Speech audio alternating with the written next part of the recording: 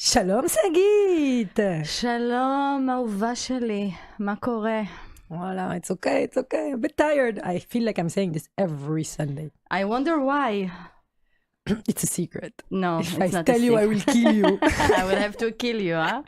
But then what will you do without me, honey bunny? La la la. How is Can't it going wait. with your studying and all the My work that you studying is a do? big challenge. Yeah. All the work / volunteering / activism that I do is anxiogène. Un peu. Un peu anxiogène. Yeah. Voilà. But I'm okay. I have my beautiful child at home that reminds me I'm not allowed, so it's okay. No, it's not that you are not allowed. It's who are you doing it for? You are a role model. And you are allowed to be tired as well. You know Exactly, that, huh? Exactly. I just wanted to tell you and our listeners that it's the first episode this season that we have a woman here. Kululu, finally! We are so happy. Not that we were not delighted to talk with the male side, but it's always a bit different. You know, Why, thank you. You know, before we introduce you properly, our guest properly, I asked a bunch of women to come. Yeah. But I think it's part of the society's problem that women also are a bit more afraid of being public, speaking out loud. I'm not sure that it's about, and maybe we can, maybe we can find someone to discuss it deep and more in a deep way. But I don't think it's scared to publicly speaking. I think that when you, generally speaking, when you offer something to a man, immediately they say yes. Yes, exactly. It doesn't mean if, it's not related to what they are capable of their skills. They first take the opportunity and say yes. While we reflect about everything, do I really fit this job? Do I really have the right skills and standards and I'm able? We are overthinking everything. Yeah. So, yeah, I think it's from on that there. Nice woman's digression and note. We're going to start. We want to welcome Naomi Dukes. Yes, hello. How are you? Hi. Thanks I'm very a lot. happy to be here. Thanks for Super coming. cool. Yeah, honestly, when we were in contact, it wasn't really an overthinking moment for me. I just thought, okay, I've never been on a podcast before. This is kind of cool, and to be reached out as well, it's special. And until 2 minutes ago, I did not know that I was the first woman to go on this podcast. So it even makes it better, So I'm really, really happy to be here, and I know that it will be fun. Thanks. So, Amen. So for everyone, we invited Naomi actually while we are searching for interesting stories and guests. I spoke with one of our mutual friend, Alex, thank you. And she said, I know who could be interesting for your podcast. And indeed, you have a very, very interesting story.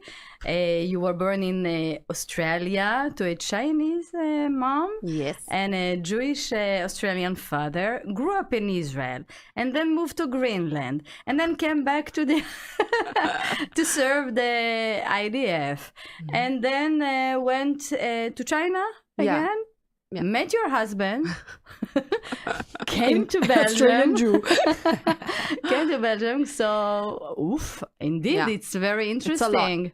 It's a lot. It's a bit, it's nuts, really. It sounds like it is. It's not in a good way, I think, huh? Yes, I think that there are different variables to this. I mean, the story itself it's interesting, it's cool, it's diverse. It's also very complicated, and as grateful as I am for, everything and my life, and, I'm very grateful for everything that I have experienced so far, and family and all of that. At the same time, it's also quite confusing because when you live in so many different places, and it's also with you ladies, right? Like the whole Israeli Belgian thing, you have sometimes a bit of an identity crisis. Yeah. And this is something that like I constantly think about. So it's just part of the package. So you can be really like interesting and have different, you know, lines of thought, different cultures, different looks and things like that. But in terms of identity will always be a bit difficult. Now you are talking about it from an adult perspective. Yeah. Unfortunately, an adult, yes. They lied to us. It was a scam. Full-on scam. And I would like actually to ask you, how was it to grow up as a mixed child in Israel? I have so many questions right now. Yeah. It's going for coffee after this. It's a big question, to be honest. It wasn't easy. So when we did Aliyah to Israel, I was 1, and I have a big sister. She was 3 at the time, and so yeah. And my mom is Chinese. I mean, she only spoke English and Chinese, and a bit of Portuguese because my sister was born in Portugal. But anyway, and yeah, we did Aliyah. You know, my dad didn't really know that much Hebrew. And it was difficult. There were almost no Asians in Israel, I think. Yeah. It was kind of a one-of-a-kind situation. When did you notice that you are different? Off the bat, And like right from the beginning. And I have another question. What actually brought your parents to Israel if none of them were, you know, Israeli? Or... Yeah. So my father is Jewish, and he was raised in Sydney, Jewish family. And my mother, yeah, she's from Beijing originally, and she converted to Judaism before my sister and I were born. And so the idea really stemmed from that, just doing like an aliyah. I suppose that it was, you know, a dream of my father's to go. Yeah.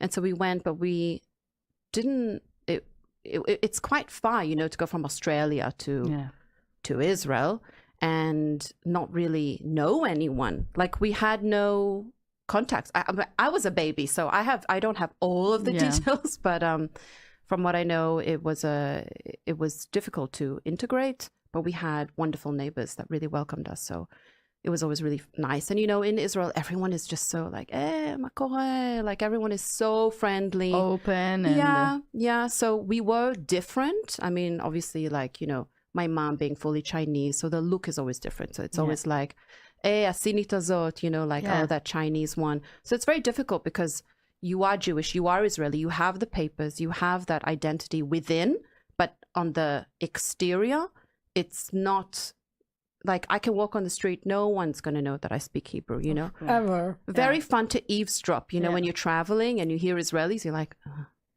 they don't know that I'm Israeli. But as a child at school, did you have difficulties because of of your look? Yeah, of course. I mean, it was difficult. I wouldn't say that I got majorly bullied, you know, it wasn't anything like, oh my God, but it could hurt my feelings. Yeah, kids are very honest. I mean, I have 2 little ones and they are painfully honest. So I can understand, but, you know, as a child, you know, they call you names, like they do this thing with the hands, you know, it's like, no bemet, like really. Is that really necessary? But you develop a tough skin from these things. And 1 second. But it's recording?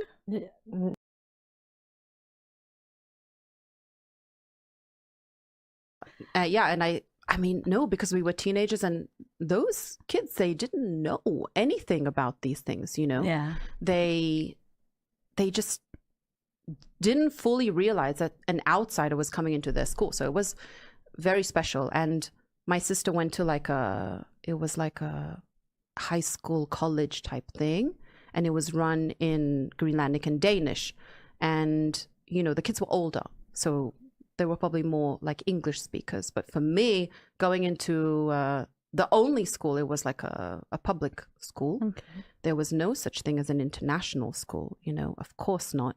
And so I would go, and I remember my mother dropping me off at school the first day, and I was standing there with her, you know, actually I look very Greenlandic because they also have like this Chinese look. And they were all surrounding me, all standing in like just in a circle, staring at me.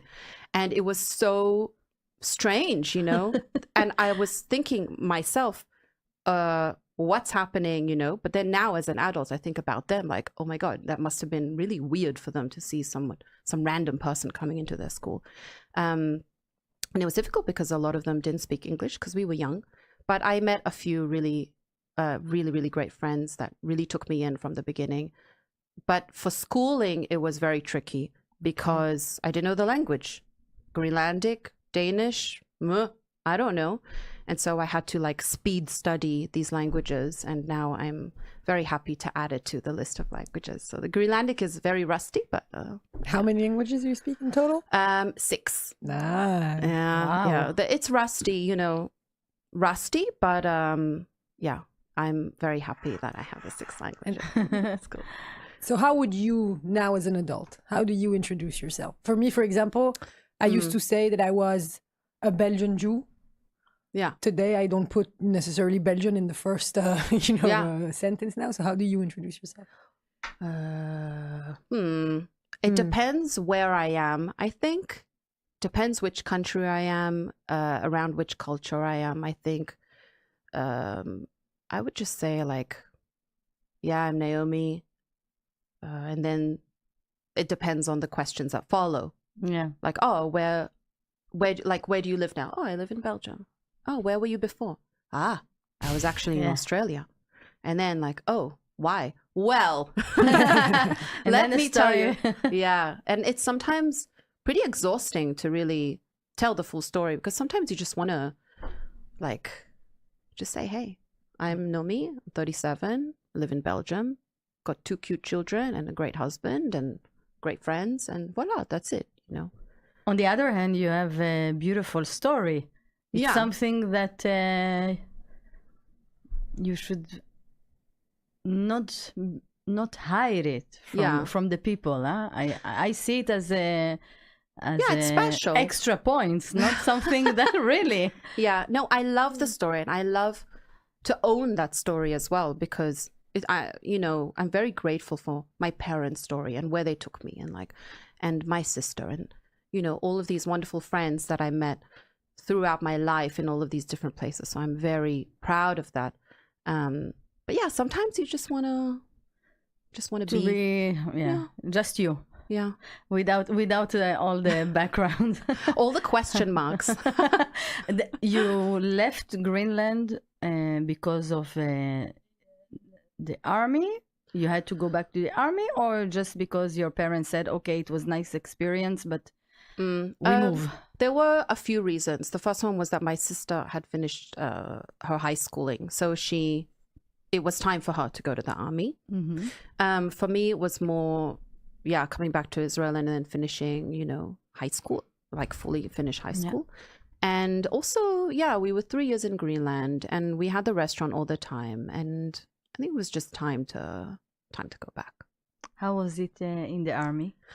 Oh, another big question. Yeah, I served for 3 years. I was in artillery as a combat sergeant major. And it's very challenging. I mean, you know what it's like to be in the army. It's a complex institution, and there were a lot of positive things and of course a lot of negative things as well, especially as combat. You see things, you experience things, but you also learn a lot, and you mature very quickly. Definitely. And you really you gain perspective over so many different things, like the simple things, the complicated things. What about you? The army? Me? Yes. Oh, it was long time ago, but it was a good experience for me. Mm-hmm. I was paramedic, which I insisted to be. Before you start That's your amazing. service, you could make, on your own time, you volunteer. And I wanted to be sure that this is what I'm going to do. Yes, I did this course to be a paramedic, and then I served in a mix base that I could go. I would say daily back home, but since it was a place also for combat. Yeah.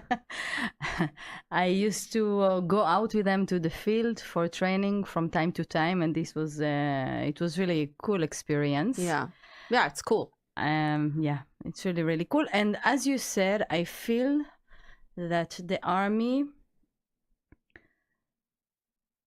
I would say, helped Shapes. no, it also helped mature very fast. Yeah. See things, see the world in a different way. At the age of 18, you are not continue to study or I don't know, staying in your at your home reading books. You finish your high school and immediately you go to the army. Most of us. Yeah. It's not easy, but I think it's a very important and very special experience. And I see the difference also today between people, young people or younger people who are living here around us in Belgium, and I see Israelis youth, or not only youth. No, but people in their 20s, and it's different. It's different mentality. You see the difference in the way they think, in the way that they behave. I think we see the difference even if, way before army time for kids in general. I see, of course, my daughter has a certain personality when she's in Belgium. And every time we take a plane and she arrives in Israel, her personality actually switches. Of course, yeah, they adapt. They have that, and also, now specifically, kids that are growing up in Israel are having a extra layer of resilience. I think everyone that every Israeli really, it's an ingrained thing. It's like a survival instinct. I mean, when you grow up in this kind of environment that is beautiful, but also can be scary, obviously. It's you kind of have that instinct, you have a reflex, you have that go, go, go thing. And so I think after we go to the army, like we said, we will mature much quicker. And also there's like this sense of gratitude for life, I think, as well. True. Like you go and it's funny, when we travel, like anyone travels, you will always find an Israeli somewhere, right? Of course. This is why they think that we are everywhere. Yeah. Everywhere, and billions, not... Yeah, exactly. But it's like when you really think about it, it's very curious because there aren't a lot of Israelis, But I think, and I think that we are... noisy. Yes. I don't know what you're talking about. I'm such an easy person. Don't make noise. Never make noise. I wanted to say full of confidence. But if you want to make it not easy, okay. I think it's great. I think it's a good thing. Yeah, the confidence, it's true. But then you see, all these Israelis all over the place, and you think, okay, these people, they want to live their life. They want to experience. They want to learn. They have this thirst for knowledge and for travel and for life. For life, And I think that the military provides that, because you're put in a situation where, it's kind of an in-between situation. It's a life and something else situation. And then when you're done with it, you're like, oh my God, I'm going to live my life right now. Yeah, the sense of freedom after being the property of... Exactly. The property of I remember that when I moved to Belgium, I came here to be a head of security for El Al. They insisted that I will come. And actually, I'm very grateful for them to insist. But I remember that during the weekends, we used to go, to go down to the car, to sit in the car, open. We didn't have, we didn't have waves. So we took the map and just pointed, on the map, and travel where we pointed. That's so nice. And this is something that Israeli, I think, needs the freedom to move, to choose, and To improvise. yeah, exactly. Yeah, very spontaneous. Yeah. And for me, when I hear native people, Locals. Local. You can call them locals. Local people. Yeah. I'm a local, but I'm going to take myself out of the equation. That I say, yeah, we've been there, we did that, we traveled there, and people say, no, but I've never been even in Ghent. Huh? Oh, excuse me, but this I can say. I'm a local. I've never visited Belgium. Voilà, I say it out loud. But I'm sorry, it's embarrassing. But it's embarrassing. It's embarrassing. I agree, but this touches also to the mentality in general. We talk about this a lot. When I need to see my best friends, we try to make plans like 2 months ahead of time. No, for me, it's not. It My doesn't work like other that. friends call me. Call me. Bye-bye. Hello, you're home. For me, I'm coming. I'm living in the ground floor, so they knock on the window. Sometimes she needs to play it like she's not there. Sometimes I pretend that. so nice. Yeah, but yeah, it's mentality. It's true. You know, it's I true. worked at Elal as well. I think I knew I saw you yeah. somewhere. I was the one profiling You're you. the one. No, I like it when they ask. So you're the one that asks the questions if you packed alone and by yourself. But it's so important to ask Yeah. those questions. So yeah, for all of you listeners out there, these questions are essential for your Yeah. safety. Thank you. Oh, very much. I had a Exactly. friend working in the security, and one day, he was the one interviewing me, so I made a joke. He looked at me like, no, get out. We have a lot of jokes about this, Yes, yeah. but this I will leave for later because I'm not sure it's a good Special idea. Elal émission. I wanted to ask you because you mentioned that you met your husband in China, Mhm. right? He's Belgian or Yeah. Israeli? He's Belgian. He's Belgian. He grew up Catholic in the deep south of Belgium, right on the border with France and Luxembourg. He's like a proper village boy, I call him. So when you are saying let's try to complicate Ah bah oui. and to add Évidemment. a bit more depth to our story, More, Yeah. how do you say, shades Layers, of identity. layers. Add another layer. Why not? I love it. I think it's very- 50 Shades of Naomi. plus. Yes. Yeah. So how did you meet, really? Well, so after the army, we all go and travel. And I did a bit of a roots trip to China. And a few weeks after the start of the trip, I was in a beautiful town called Yangshuo. And I was there with my best friend. We were traveling together. And then I was at the rooftop bar, and in came a beautiful Belgian man, So romantic. Yes, and he was really hot, and Let me enjoy the moment. Yes, continue. he came, and then he was holding his camera, and he went to take pictures of the sunset from the rooftop bar, and that place is beautiful. So, so it was like a really poetic moment, and I was with my friend, and I was like, look, and so He was poetic and she was Israeli. Tere maze. Tere mi po. And so then, so it was quite empty. So I walked up to him, and, us Israelis, we're not scared. I was like, I'm going to make a move. I don't know where he's from. I don't know if he's going to try something. So I just went, and then I caught him off guard. He was like, hello. And he was like a very typical shy Belgian, man. And that's it, really. We chatted for a few minutes, and then I said, are you going to be here tonight for the drinks and stuff? And he said yes. And that's it. And at night, And so you share drinks.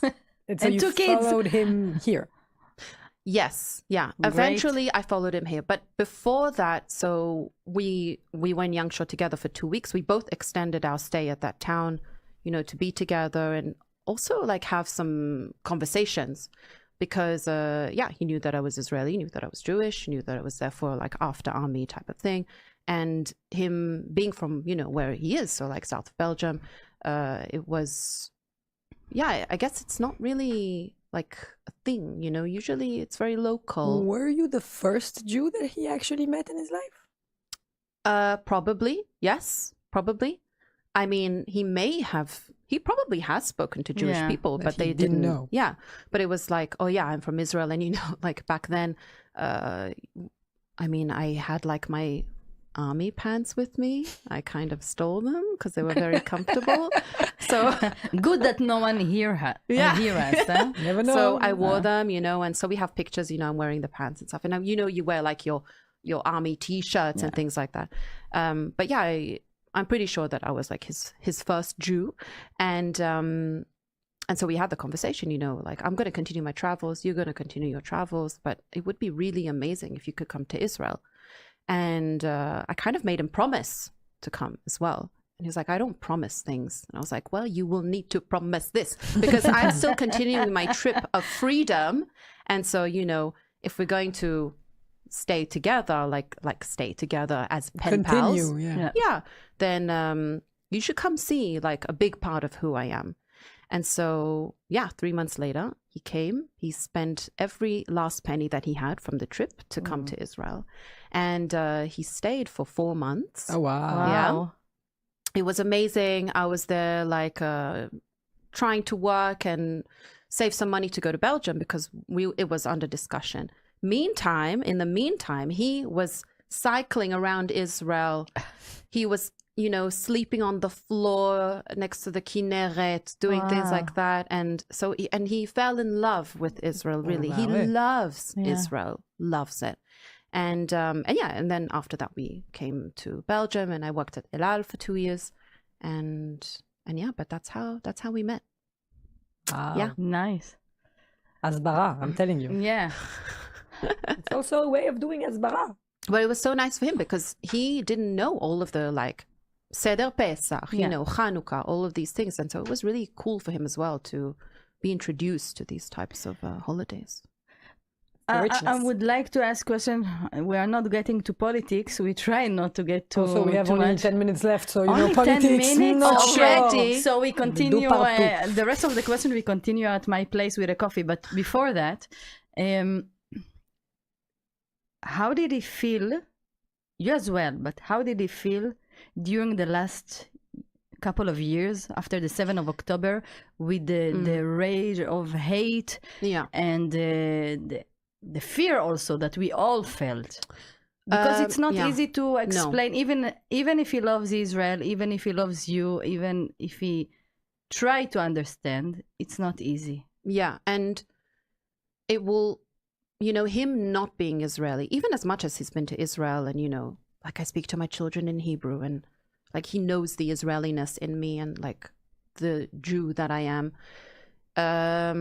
We already knew from the beginning that he will never, ever be able to 100% understand, you know, how I feel, how us as Israelis feel and as Jews. And, but he's very understanding. He's super compassionate and like very empathetic to the situation. He, you know, tries to see both sides, like we all do, to understand really what's this, what's that. But, ultimately, he's super supportive. You know, he talks to his colleagues about the situation. He asks questions, and I'm very lucky, like really, really lucky. You said that your mom converted before you were born, but still there is her family, her tradition, the way that she grew up. Do you find that you also teach your kids about this, or you mainly focus on the Jewish side of the tradition? Well, because a lot of the Jewish Israeli stuff is dependent on me mostly, then I try to focus on that. But the children know that they have Chinese roots, you know, when like they call my mother Lao Lao, which is grandmother in Chinese. So they say Lao Lao Lao Lao. And I think that they know that they have some Chineseness in them. And we try to do like Chinese New Year. You know, we have Chinese art all over the place. We have like my grandfather's paintings. So how old are they? My son is 5 and my daughter is 2.5. Wow. Yes, they're cute, crazy, cute, very annoying, Amazing. but wonderful children. But yeah, we try to, ingrain that, and they know about chopsticks and things like that. So Okay. I try to like really. And which languages do because on 6 languages you're not going to pass everything No. over. No, it's I'm like, here you assuming. go, Adam. Speak Greenlandic. Yalla.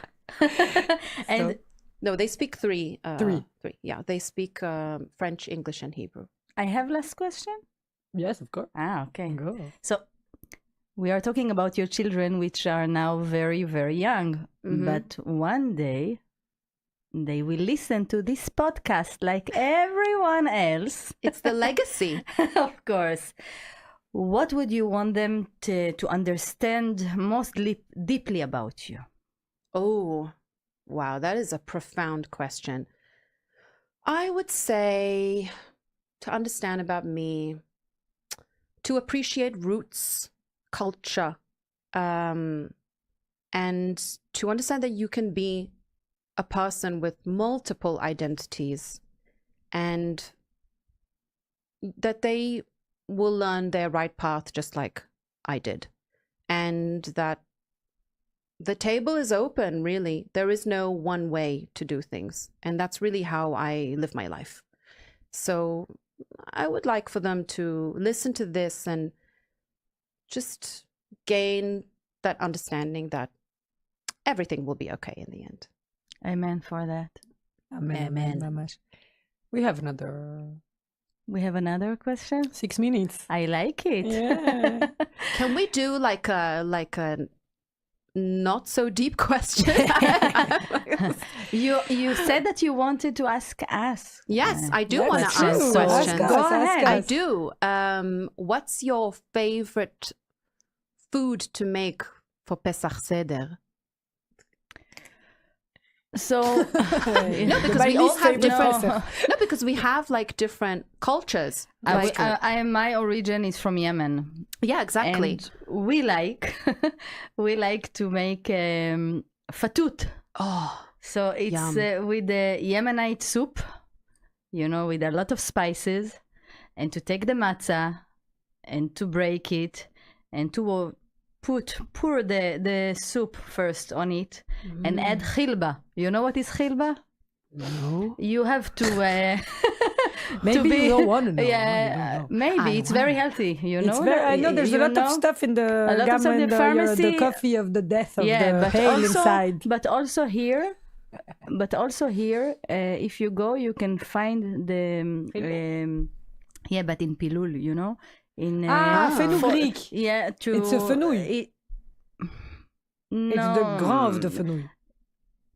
fennel seeds? I don't know how you call it in It's French, the but thing I we will also find it drink for when you. we're pregnant. It's good for the The breastfeeding. breastfeeding. Yeah. It's fenugreek is the okay. word. Thank you. Fenugreek. Oh, Thank you. nice. So it's really healthy. That's It's really healthy. The problem, it doesn't smell very well. That's okay. But I'm fine with that. exactly. Like As long as it's delicious. It's for me, it's delicious. You have to. Is it an acquired? Acquired smell. Acquired you can taste also. You know you can get jachnun at Jeltov? I make jachnun. You make it on your I don't own? get jachnun anywhere. I just make it. Please invite me. Thank you. I've known Sagit for how many years now? Yeah. 4, 5? 5. Yeah. 5 years? I've never Been tasted your invited jachnun. because la, la, la. It's- What have I done here? I actually spoke about it yesterday with my friend. It's a lot of work. It's not about a lot of work. There is a reason why I don't do it often. I have a very weak character when it comes to jachnun and kubana and good food. And if I make it, and if I will make it often, I will eat it often. Yeah. I don't stop, I don't get out. Yeah, it's very heavy. It's so good. And it's delicious. So once in a while, I invite everyone. I do a lot of jachnun and kubana, and all the the other stuff which is chug and Do you do malawach? Because my favorite is malawach. no, don't exaggerate. This you can go I and also buy. like malawach. I love malawach. I buy it at Gelto. Yeah. You wanna Maurice. You want to hear something really interesting about malawach? Like really. So when we were growing up, my mom's Chinese, and one of the dishes that you have in China, it's like a type of malawach, and you stuff it with things, you roll it and you eat it. And growing up in Israel, she just bought malawach, and we used malawach to make that yeah. Chinese Of course. dish. Wow. And it was so cool. She was like, "Where's my malawach? I need to make this Chinese dish." You know, it was so cool. I loved it. Proof of adaptation. Mm. Amazing. Well, in my background, it's a bit half Moroccan, half Polish. I'm gonna say that. But I'm fully Polish when it comes to food. So when she comes to my place for Pesach, she's in we charge. make the gaktelebe, we make the chicken soup, the kneidler, Yeah. something like that. Yeah. Exactly. Matzah brie forever for me. Yeah. I actually love matzah. I don't see why I love people matzah. eat it only during Pesach. I eat eat it it all year. Like Yeah, if I it's have yummy. no Me bread, too. I Me take a too. matzah. I krakot, you know. But like, this is it's also okay. a problem. This krakot with Nutella, it's I don't do Nutella. I haven't bought Nutella in 6 months. Okay. Oh, I'm I very was thinking proud of 6 you. years, but 6 It's months. crazy. Nutella is my drug, but we talked about this already, I think.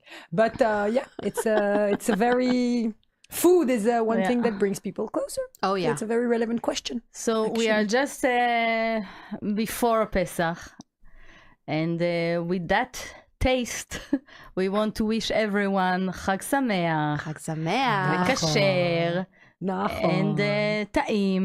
I will say it in Hebrew. It sounds good in שיהיה Hebrew. פסח Yeah. טעים. Enjoy. Time. Enjoy everything. Enjoy family. Enjoy life. Enjoy the freedom. And may we see it. Be'ezrat Hashem. May we see the Yes. freedom. Naomi, thanks a lot. Pleasure. Thank you, ladies. It was really fun. Really.